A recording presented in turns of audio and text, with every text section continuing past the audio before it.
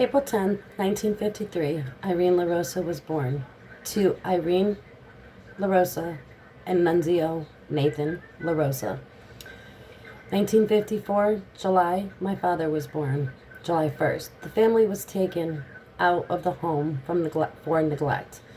Irene, which was 1, my father, which was just born, and Nadine, that was 2, ended up at Our Lady of Rose Hill in New Britain, Connecticut.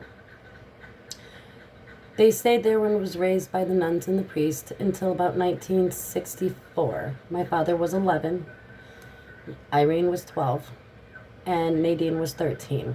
They were allowed to go home. The family was living in Enfield. Irene went to the middle school in Enfield. At that point, they moved to Vernon on Regan Road, and they lived there for just a couple years. Then they bought property in Ellington near Crystal Lake, and they moved to Maple Street, 7 Maple Street in Ellington. It no longer exists. It's no longer called Maple Street. I believe it's Elm Street now, up in Ellington. And the family owned a little house back there. It was adjacent to the woods. Now, Nathan was 12 and Bob was 6 when they were taken out of the home. They were put into a different home. They were more like a group home. Some of the kids went to foster homes. Some of the kids went to group homes. But Nathan and Bob kind of were able to stick together through the years. When they were able to come home, Nathan went into the military, and during boot camp, he tried to kill his commanding officer. So he was booted out for mental instability, and he was put into Massachusetts mental institution. At that point, my grandfather was getting sick, so they decided to take Nathan out to try to help the family. I believe it was my grandfather's idea because my meme did not want him in the house. They did go and get him, but they wanted him to go live in the camper out and back. Now, the weird thing about the camper is the door was faced towards the woods, which you have a beautiful view of Crystal Lake. You're up on a hill, you would have the lake view. Why would your door be facing the other way? But anyways, it was facing towards the woods, towards Wendell. But so he came home, December 1970, my grandfather died. The whole house started going haywire. Bob was actually in the military at that point, and he had to come home to help the family because Nathan just wasn't cutting it, and he wanted to take over all household duties. And my meme was afraid of him, apparently. So Bob came home. He took my meme out to a bar. I believe it was Baganti's or something right there, the yacht club that was right there. But they took her out and they introduced her to Fred Davis. Fred was there shortly after my grandfather died. February. So my grandfather died at the end of December and Fred was there in February. Fred also had 11 children. So my grandmother had 11 children. It was quite the match. But at that point, strange things started happening around the towns and stuff. A lot of the girls started going missing. April, March, somewhere in that area of 1971, Irene went missing. Now, it was said that people were looking for her. I know the sisters said that they went and tried to file police report. At that point, there was a different police department, and they told her that she couldn't because she was, she didn't have an ID or she didn't have this. Another one said that the cops told them if she was found, they would give her the number and she would be able to call. Now, which is fine, but when I went down to the police station, it was said to me, well, we don't have any information about Irene ever existed. Can you please show us that she actually existed? So I showed them the information that she did indeed exist. And at that point in 2016, excuse me, I filed a missing persons report for her. My father at that point took them down to where the land was, showed them where the foundation was to the old house, showed them where the old well fort was, and they dug for the first time. They found just random stuff. It was almost like somebody like had trash there, and like it was kind of like a dumping ground for people. But they did find something that is very odd. 5 pairs, not just random shoes, but 5 pairs of girls' saddle shoes. Now, okay, that's a little different. They found a little piece of a shirt.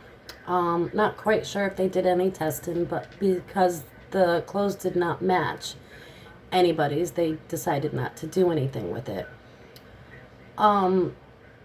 2016 came, and there was more clothes found in a bag that was handed over to the police. The police asked me about it, and I said, well, I can't tell you what Irene was wearing because I wasn't born. And the family doesn't know what day she went missing, so they can't tell her. You have to remember, everybody's coming out of group homes, everybody's coming out of foster homes. They're just trying to survive. They have no idea what's going on with each other. My father states that he would wake up in the morning and he would run. My mother says when they started dating in 1971, he was walking from Ellington, Connecticut to Agawam, Massachusetts, just to get away. My father and mother met July 1st, 1971, that weekend, and my mother says at that point that Irene was already missing. My mother's very young. I go by that story because she would know. My father said that he had 10 brothers and sisters, and his favorite sister was missing. She just ran away from home. My father always states that he understands that she went away from home. And if it wasn't for my mother, you know, he probably would have done the same thing. They didn't really have many places to go. But in the same aspect, Irene was very close to quite a few people. She was close to my Aunt Claudette. She was close to my Aunt Nadine. Now, there was many reports that Irene was seen out and about, that she had a baby. The family looked into all of those. There was a newspaper article about her, and nothing ever came about it. In 1985 or 86, the family got together at one of my aunt's house. They wanted to go to Unsolved Mysteries, so they decided to gather all their information. At that point, we had a social security card, we had a birth certificate, we had every clue that we could have possibly had. It was in a big yellow envelope. And at that point, computers weren't really a thing. And none of us, well, me, I was just a child, but I was standing in the room at the time, and I remember being on my mother's side, just standing there listening to people, because I kind of didn't understand what was going on. So somebody had gotten this envelope, and they took it and said that they would do the research on it, and the envelope disappeared. Now, fast forward a little bit, I had gotten a message on the computer saying, how dare you be looking for Irene? You guys have no business looking for Irene. This is your uncle. Now, it wasn't my uncle. It was my Aunt Robin. Now, she was messaging me in regards to say that they personally filed a missing persons report on Robin. I then told her that, okay, can you please give me the information on when, who did you file this with? Where was she found? She was found in Manchester. I called the Manchester police. No, that's never been the case. She was never reported in Manchester either. So you kind of wonder, how all of this kind of spiraled out, and it's actually some of the family members that are given some false information. Now, when I go online and I look up my heritage, I find Irene deceased in 1971. And I find that from my grandmother's side of the family, my meme, sorry, not grandmother. I find that from meme's side of the family. And then I also came across one that, for Irene, that had her deceased in North Carolina. Now, I would say, what's the North Carolina connection? And I would say that's Robin. Now, I'm not quite sure why she wants to keep on kind of putting her nose in. Robin supposedly came in the picture in 1975, after Susan LaRosa went missing. Now, I've had reports that she was there a couple weeks before. When she had spoken to my cousin Mo, her stepson, she said, well, people are just stupid. I wasn't there until 14 days later. Now I can understand saying I wasn't there for a couple weeks later, a couple months later, I came in the picture after. But she turns around and says I wasn't in the picture till 14 days later. Now, the story with Susan is that she just left her house. They had gotten into an argument and she just up and left. I don't know if that's necessarily the case, but I also don't know if, Bob was the one that had anything to do with it. Now, from what my understanding is, my Aunt Vicky was hanging out with Robin in 1975. They worked on the corner of Ward Street, and they worked at a club, like a massage parlor type club type of thing. Anyways, that was on the corner of Ward Street. Apparently, my uncle and her were, fooling around beforehand. And Robin didn't like the way that Susan was handling her kids, which is fine. A lot of people will say they did not like the way that Susan was handling her kids.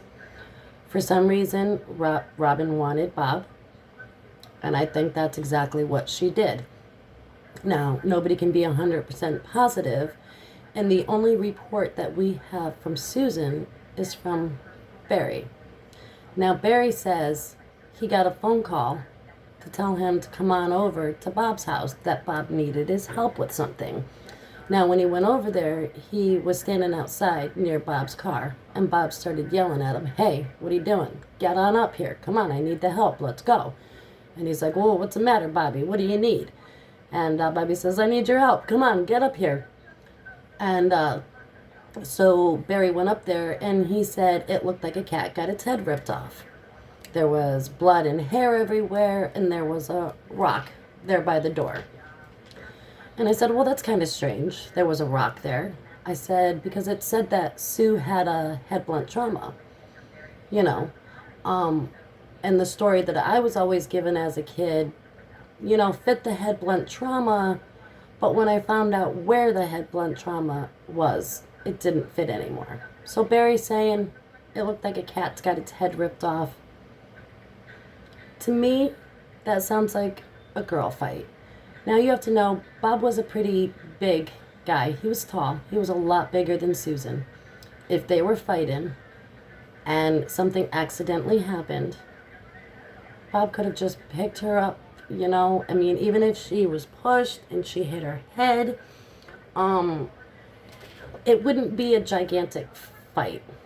Now, if there was a huge fight, if Stacy remembers the whole cigar smoking and the black and red flannel shirt, she probably would have remembered this gigantic fight.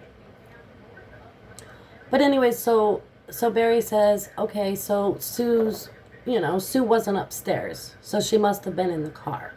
Now, I have a couple different problems with this one. Bob didn't have a phone. Did he go to Barry's? Did he leave the children? It was said that Bob called the police department. I would like to know who watched the children at that point. Now, it wasn't Barry and it wasn't Bob. They've never changed a diaper in their life. They were probably not about to. There had to have been a woman there to watch after those children. It was said then Bob called the next day and said, yeah, I think she just left and I think she just took off with another woman. Now, the story I'd always heard as a child is that Susan was being aggressive towards her children, and Bob pushed her off of one of the children. She fell and hit her head. So the family has always justified that by saying that she was, she was hurting one of the children, and what would you do if your children were being hurt? Not the approach I would take, but okay. So, but in the same aspect, that narrative also doesn't fit. Now, when she was missing, Bob said to the police, if you just show me her, if a Jane Doe or a body comes up, she was wearing her wedding ring, so I'd be able, well, this was said to a family member, I would be able to identify her. Come to find out, I guess the police said that Sue wasn't wearing her wedding ring because she was too bloated to wear it from being pregnant. Now, Sue's last baby was 9 months, so that doesn't make sense either. So anyways, fast forward a little bit, and they questioned Bob a couple times. Like I said before, he took the lie detector test. He's passed it. But when it comes to, do you know who killed your wife? What if everybody has it wrong? What if Robin was working on the corner there, literally, and she seen Sue outside with the children, and Sue was being aggressive towards the children? So Robin, and I know Robin, and this does sound like her, gets furious, picks up a rock, goes marching across that street. I'll show her something. And then decided to, go upstairs and fight with her. When Bob comes home, he has no choice. He has to cover for her. He tells her to leave, get out of here. I'll do what I have to do. Now, I know to a lot of people that doesn't make sense, but it's a little bit more plausible than Bob. Bob was, and I'm not trying to be rude about it, Bob was a little bit more cowardly. He allowed Sue to hit him on several occasions. When, you talk to my cousin Mo and Robbie, they say that, he's never hit them. He was never the disciplinary one. It was always Robin. Now, Robin had a tendency to pick up cans, bottles, anything, and smash those kids in the head. As a child, I had to go to Shriners Hospital because I ate a light bulb with my cousins because they were eating light bulbs. And they thought that they could get more protein if they ate the little piece in the middle. Of course, my mother freaked out. Many people say, well, why didn't DSS get involved? Why didn't anybody say anything? And I can testify to my mother did. My mother called every other day. They had pictures. They had everything that they needed for DSS. Now, when DSS came, Robin was a little bit more educated than my mother. She was very well-spoken. And sometimes when somebody's well-spoken, they can get away with quite more than somebody like me that's not very well-spoken. I speak with emotion and heart and with truth. And if it doesn't come out the way that I intended, but that's all I have. Robin speaks with intelligence. So she was able to convince them to go back to my house. So that went back and forth for quite a few years. I know when it had to have been like 1978, we were living in Agawam, and they actually moved in down the street with us because my sister and Stacy went to kindergarten together in Agawam. So I do know that they lived there for a short period of time before they moved to Ashford. No, not Ashford, East Windsor. And they lived there for quite a few years. Now, my problem is, a lot of these missing girls, they have head blunt trauma. And the thing that always sticks out in my head, especially with Sue, is the stories within the family that said, Sue's just like all the other missing girls. I've heard it my whole life. Well, they probably mistaken her because she looks like a child. No, she didn't. She was small. But she didn't look like a child. She actually looked probably very much older than her age because of the abuse that she had on her body. But she didn't, she wasn't resembling a child as far as the face said. But they always said, well, she was a part of those missing girls. And, then you go back and you talk to Barry, and some of the stories that I had gotten from, the family, there was one that said, oh, well, we were told as children to stay away from Bob because one day my father and Bob were driving down the street and they seen this young girl and they picked her up, and it was very quick, very, very quick. Odd statement, but okay. Very, very quick. They raped her, they beat her, and they left her on the side of the road. And it said they propped her up a little bit and they stuck a light pole, and I don't understand this one, up her anus, but there must have been something. I don't think you could actually do that, so who knows if that's exaggeration. There was many other girls in that area, but when talking to Barry, I've asked him about all of that. He said some of those stories were true, some of them were not true. And then my family says, well, we heard that story, but we actually heard it about Barry. And it came from Bob. Stay away from Barry. Barry's a sick man. And when we were younger, we were driving down the street and we seen this young girl. She was walking and we picked her up. And Barry raped her, and Barry did this, and Barry did that. So I find it funny how they kind of switch, who they're saying it about. Now, it did not come out of Bob's mouth. It did come out of Barry's, to me, but it didn't come out of Bob's mouth. It came out of a family member's mouth that said, yes, I also heard that story. Now, I've talked to Barry several times. He likes to tell stories, which is fine. But if you say that you can believe some things he says, and even if you want to cherry pick what he says, when I asked, where would they be? Like, where would Irene be? And I didn't say we or them. I said, where would Irene be? And he said, let me tell you, if those girls are anywhere, they would be here. Okay. He gave me a shed. He gave me the color of the shed, like the top of it. And he told me how to get into it. He said that there is a cement slab and that you have to take a metal pole and you have to slide it over. Okay? And then when you're done, you have to slide it back. Now, the cops went out there. They looked at the well. They said it's inaccessible. There's nothing there.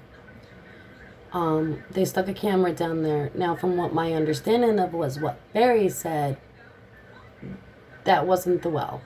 Now, the first time I spoke to him and I asked him, he told me directly behind the house, and it was in the woods past the little brook directly behind the house. There was another well fort thing that they used to hang out in, and he said that they actually had dug a tunnel under the house.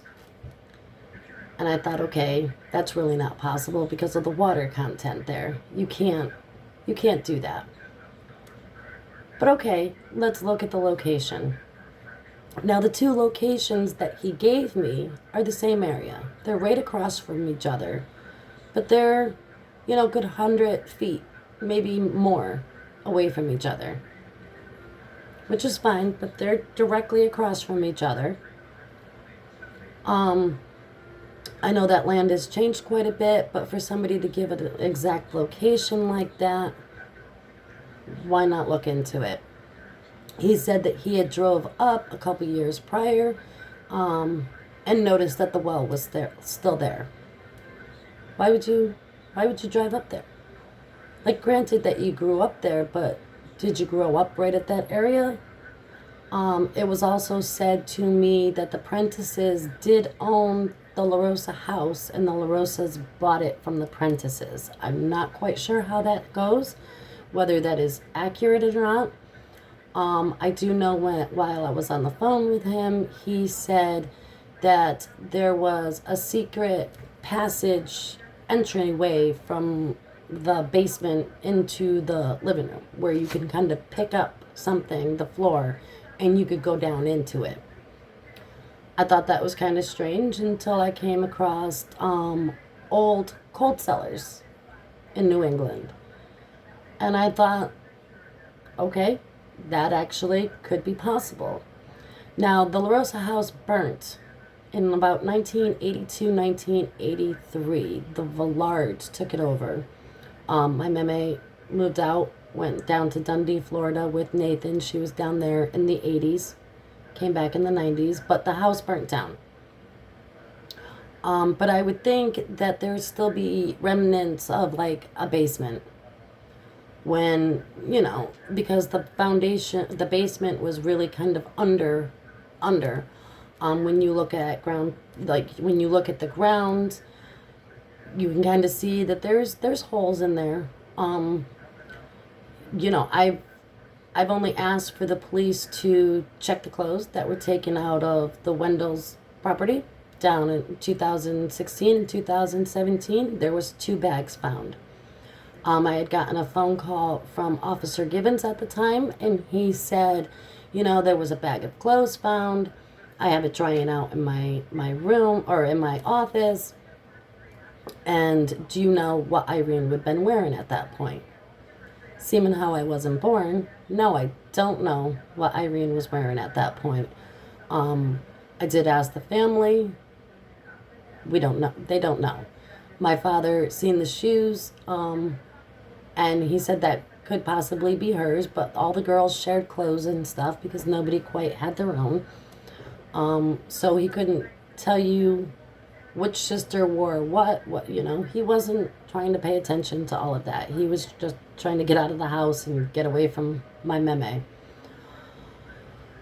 But anyway, so I wanted the clothes to be tested. I'm not quite sure. I had gotten a message stating that there was a bloody tarp that was found alongside those clothes and have the pictures to prove it. When I called the police department, they're saying no, that there was no blood on the tarp. Okay, but they were never tested. Now, I'm not quite sure if they're being tested now, but though at the point, they were never tested. The reason they didn't go in is because they were not Janice Pockett's, Lisa White's, or Deborah Spickler's, which is fine. But Irene was reported in 2016. You guys knew about her in 2015. My first conversation was 2015. And I had to beg and plead for somebody to actually listen to me. And when I came across Officer Gibbons, and I told him, listen, I have 2 aunts that went missing around the same time. And it's very odd. Come to find out, there was a 3rd one missing. Margaret Lawrence Davis out of Stafford Springs. She was killed in Ashford in 1989, I believe. She was burned in a car with another woman. And they said that they weren't quite sure what happened, but their purses were found outside the car, couple feet away. Well, if they purposely committed suicide or did something like that, their purses wouldn't be away from them. They would be in the car. So that is considered another homicide, I would think, especially in Connecticut. But anyways, so the question lies with, where was Nathan at the time of most of these? Where was Barry at the time of most of these? And where was Bob at the time of most of these? I can tell you, when I got a hold of Barry's family members, they said he wasn't communicating with them anymore, that he lived up in Maine. Robin, I have no idea where she's off to. Bob's deceased, and Nathan is deceased. Now, the thing that I find odd with Nathan is at the time that he was in prison, there wasn't a lot going on in those towns. When he got out, everything started picking up again. When he went to Florida, it started again.